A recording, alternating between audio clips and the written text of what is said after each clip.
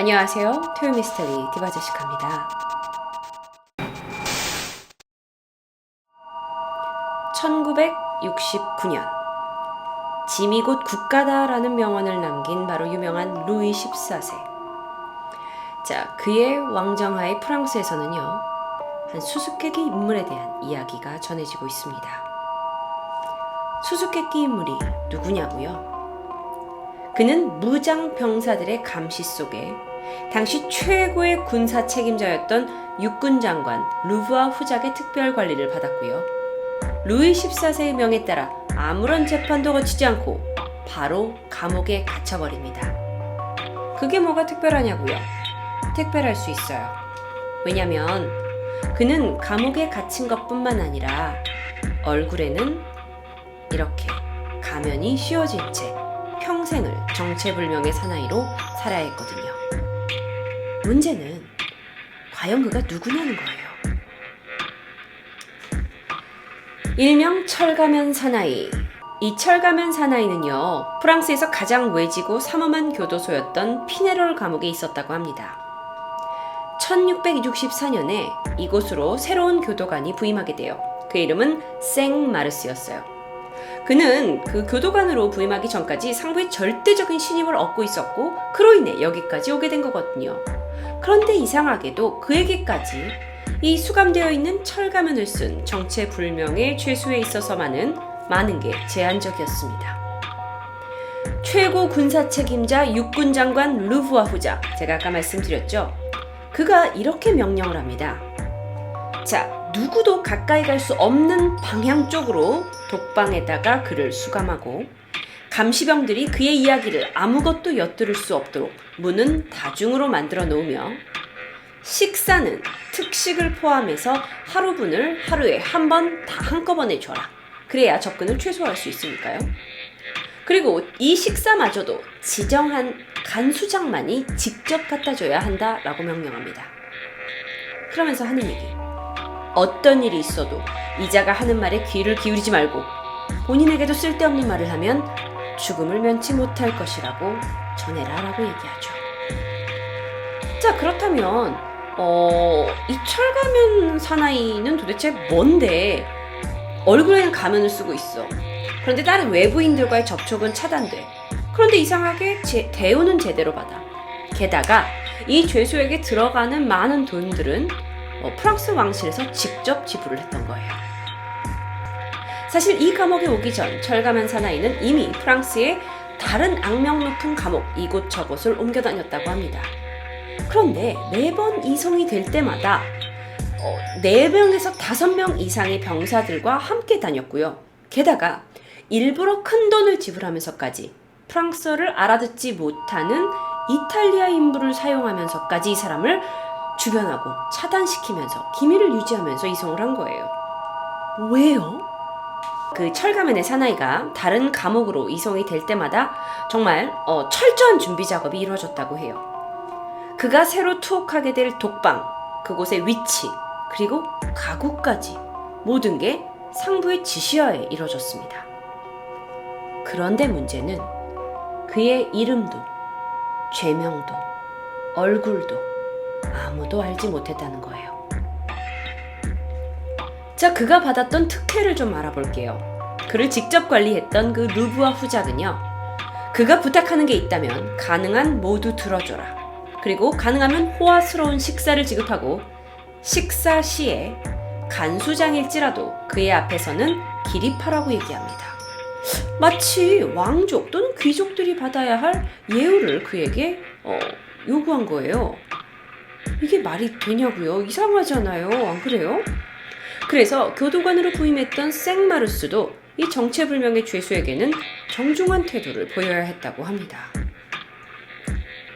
그렇게 감옥에 갇힌 지 어느 날 1703년 11월 19일입니다.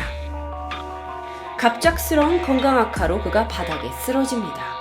그리고 그는 알아 누운 지 하루 만에 허무하게 세상을 떠나버리게 되죠. 이제는요, 이 철가면의 사나이가 도대체 누군지 밝힐 수 있는 가능성마저 없어져 버린 거죠. 그런데 그의 그 갑작스러운 죽음에 위에서 명령이 떨어집니다. 뭐라고 하냐면 그가 사용했던 가구를 전부 불태우라 그래요. 그리고 그 채를 무조건 화장실에 버리고요. 그가 사용했던 금속 제품은 형체를 알아볼 수 없게 다 녹여버리라 그래요. 그가 입던 의복이나 침구는 다 난로에 던져서 불태워버리고 그가 사용했던 독방의 모든 벽면을 다 문질러서 벗겨내서 그리고 다른 칠을 하라고 하죠. 바닥의 타일 역시 모조리 뜯어내고 다시 새 것으로 깔라 그래요. 그런데 더한 것은 이제 그가 죽게 되면 그가 그렇게 오래 쓰고 있었던 철가면을 벗게 될 거 아니에요. 그런데 그 시신의 얼굴을 아무도 알 수 없게 모두 짓이겨 놓으라고 명령해요. 뭐가 느껴지세요? 무언가를 숨기고 있어요. 시신만 훼손하라는 게 아니에요. 얼굴만 훼손하라는 게 아니라 그가 손 닿고 혹시라도 그가 남겼을 수 있는 자그마한 단서라도 싸그리 없애라는 명령이에요. 이건 왜? 도대체 이 남자가 누군데? 무슨 이유인데? 도대체 왜 루이 14세는 지난 34년 동안이나 막대한 돈을 들이면서 이 죄수의 생전과 생후까지 모두 알려지지 않도록 힘쓰면서 무엇을 숨기려 했던 걸까요? 그리고 그는 도대체 누구일까요? 그가 누구냐는 질문엔 여러 가지 가설이 있습니다. 먼저 1638년 9월 5일로 돌아가 볼게요.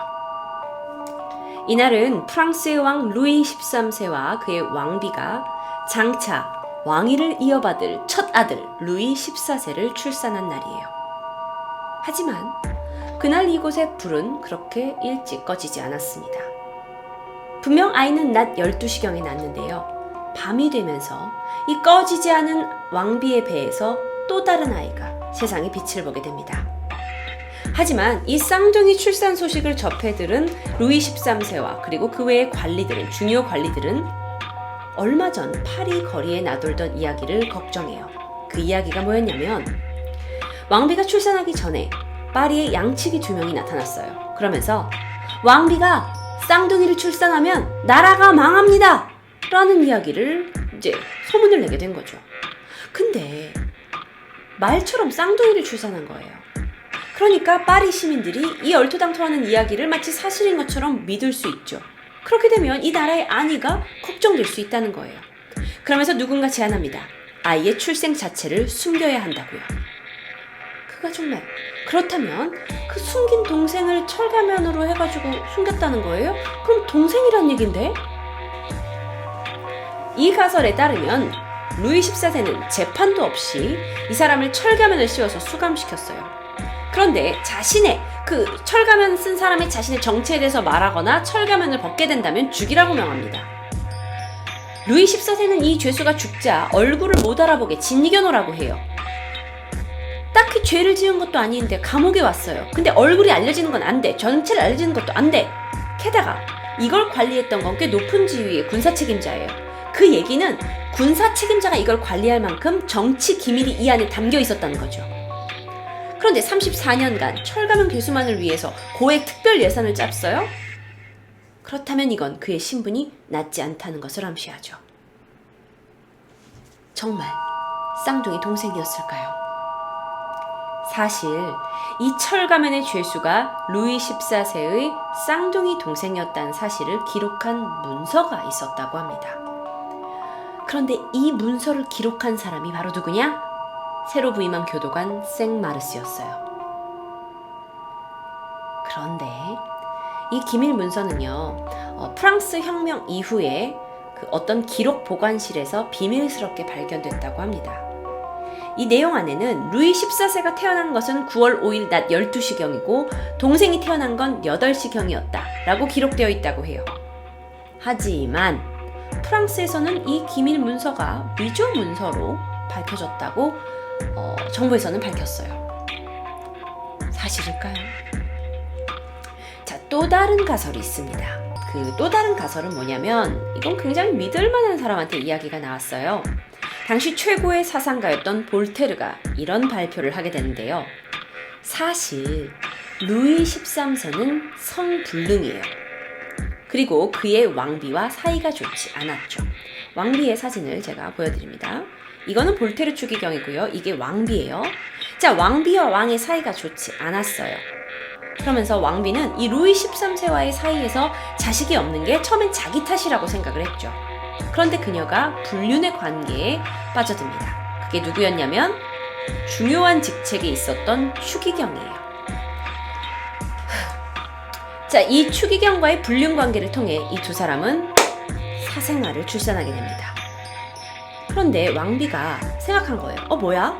내가 왕하고 아이를 못 가지는 게 내 잘못이라고 생각했는데 내가 추기경하고 해서 임신했어. 이건 뭐야?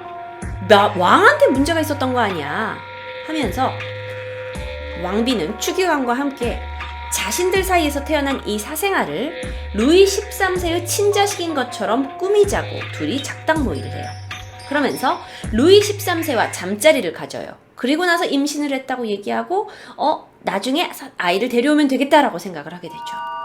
그런데 운명의 장난인지 왕비가 덜컥 루이 13세의 아이를 진짜로 임신한 일이 생겼다고 해요. 그래서 루이 13세의 친아들인 루이 14세가 왕비한테 태어납니다. 그렇다면 어떻게 해요? 왕비는 사생아를 숨겨야 하죠. 그래서 숨긴 사생아가 철가면의 사나이? 루이 14세가 나중에 자신과 비슷하게 생긴 이복형의 존재를 알게 되었고 혹시나 나중에 자신의 왕위에 대해서 도전하지 않을까라는 걸 우려한 나머지 자신의 이복형을 철가면을 씌우고 죽을 때까지 감옥에 가두게 되었다고 이 이야기를 사상가 볼테르가 했다라는 거죠. 그런데 이 볼테르의 주장에도 오류가 있습니다. 첫째, 먼저 왕비는 신하가 보는 앞에서 출산을 하게 돼요. 자, 이게 그 이미지인데요. 잘 보시면 프랑스 왕가에서는 이제 출산을 하거나 뭐 이런 일이 있게 되면 많은 신하들이 모이는 앞에서 하게 된대요. 그런데 여기서 뭐 사생아를 애를 뭐 바꿔치기 뭐 이런 거 자체가 일단 말이 안 된다는 거죠. 그리고 왕가의 서자라고 인정이 될 경우에서는 보통 왕족은 영지와 연금을 주는 게 보통의 관례라고 해요. 그런데 감옥에 가뒀다? 게다가 루이 13세는요. 그 루이 14세만 아들로 얻은 게 아니에요. 두 번째 아들도 얻게 돼요. 차남을 얻게 돼요. 그렇다면 이건 뭐야? 게다가 왕비의 불륜 상대라고 하는 바로 이 추기경 있죠. 이 추기경은 왕비가 임신 시기였을 때 다른 곳에 있었다고 합니다. 뭐야? 그럼 이것도 그냥 가설일 뿐이잖아요. 그런데 또 다른 가설이 있습니다. 자, 루이 13세가 궁정 신하들과 함께 사냥을 나갔다가 도중에 비를 만나서 근처 금으로 몸을 피하게 됩니다. 갑작스럽게 벌어진 상태에서 침실을 준비할 여유가 없었죠. 그래서 루이 13세가 원래는 왕과 왕비가 따로 자는데 어쩔 수 없이 이 왕비의 침실에 머무르게 되고 그날 루이 14세를 임신하게 되었다라는 이런 내용으로 결혼 22년째 만에 왕비의 갑작스러운 임신 사실에 대해서 프랑스 왕가가 발표를 하게 됐어요. 그런데 알고 보면 사실 여기에는 이 루이 13세의 왕비인 바로 안 도트리슈 그리고 이 추기경 그리고 또 다른 인물 간에 비밀리에 진행된 무언가가 있었다는 거예요. 사실 왕비와 왕의 관계는 냉랭했어요. 그리고 궁전 내 별것까지 이르게 됐죠. 하지만 이런 상황에서도 무슨 일이 있었던지 간에 루이 13세는 왕위 계승자가 있어야 돼요. 왜냐면 자기가 왕위 계승자가 없으면 자기의 형제에게 넘어가게 되니까요. 근데 왕비도 똑같았어요. 제대로 자식을 낳지 않으면 자신의 지위가 어떻게 될지 모르고 쫓겨나게 될 수도 있어요. 그래서 방법을 냅니다. 뭐냐면 비밀리에 대리부를 통해서 왕위 계승권자를 탄생시키는 거예요. 그래서 자신들에게 진심으로 충성만 하면서 왕위를 요구하지 않으면서 그러면서 사회적으로 인정받는 지위에 있으면서 왕과 왕비에게 다 아는 사람, 우리가 믿을 수 있는 사람을 찾던 중에 그들은 결국 이 모든 조건을 충족하는 적임자를 발견하게 됩니다. 그 적임자는 왕과 왕비의 아주 가까운 사이였던 프랑스와 드 카부아라는 총사대 대장이었어요. 전해지는 가설에 따르면 결국 그들을 통해서 아이를 얻습니다. 그게 루이 14세예요. 그런데 이 루이 14세가 자신의 아버지와 정말 닮지 않은 거예요. 루이 13세는 초라한 체격에 운동신경이 굉장히 둔했어요. 그런데 아들은 늠름하고 승마와 사냥을 즐길 줄 아는 스포츠맨이었고, 게다가 여성관계가 복잡한 것으로 정평이 날 정도로 막 잘생기고 막 약간 바람둥이 남자고 심지어 둘의 초상화만 봐도 굉장히 다른 모습이라고 합니다. 이렇게 평탄하게 자신의 아버지라고 믿고 있는 루이 13세의 뒤를 이어서 국왕의 자리에 오르는데, 그가 그때 충격적인 비밀을 알게 됩니다. 누구로부터? 자신의 생부인 카부아의 장남인 유스타슈로부터 알게 돼요. 그러니까 유스타슈는 사실 알고 보면 자신의 이복형이 되는 거예요. 사실 유스타슈는 어려서부터 루이 14세와 친구처럼 지내게 돼요. 그러다가 이 가문의 비밀을 알게 되죠. 그런데 얘가 이걸 미끼로 루이 14세를 찾아가서 돈을 뺏으려고 해요. 협박을 하죠. 뭔가를 얻어내려고 합니다. 루이 14세는 취도새도 모르게 유스타슈를 체포해서 재판도 없이 프랑스에서 가장 외진 교도소 피네롤로 철가면을 쓴 채 수감하게 했다는 거죠. 그러다 보니 그의 신부는 귀족이에요. 그러니까 호화스러운 대접을 해줬던 거고, 근데 그의 얼굴이 자신의 얼굴과 이제 이복형이기 때문에 닮았을 수 있기 때문에 어떠한 사람들이 소문날까 두려워 그의 철가면을 씌웠다는 것. 당시 교도관 생마르스를 보좌하고 있던 장교 드 브렌빌리는 그 죄수의 얼굴을 한번 본 적이 있어서 그걸 묘사한 적이 있는데, 피부가 하얗고 큰 키에 탄탄한 체격이었다고 얘기를 합니다. 그런데 이게 그 카스보아의 아들 유스타슈와 상당히 일치했다고 하고요. 물론 이건 가설이에요. 1920년대 말에 프랑스의 역사학자 모리스가 고문서를 뒤진 끝에 내린 결론이었어요. 이게 그래서 루이 14세의 부관 중에 유스타슈라는 동명의 이름을 가진 자가 있었다는 사실을 기초로 추정한 가설입니다. 물론 이 세 가지 이야기는 다 가설입니다. 하지만 들어보면 다 그럴싸하지 않은가요? 이 철가면 이야기는 실제로 프랑스에서도 유명한 이야기고, 이걸 토대로 아이언 마스크라는 영화, 레오나르도 디카프리오가 주연한 영화가 만들어지기도 했죠. 철가면 사나이의 존재는 분명 있었던 것 같아요. 그런데 그가 누구였냐는 거죠. 당신 누구니?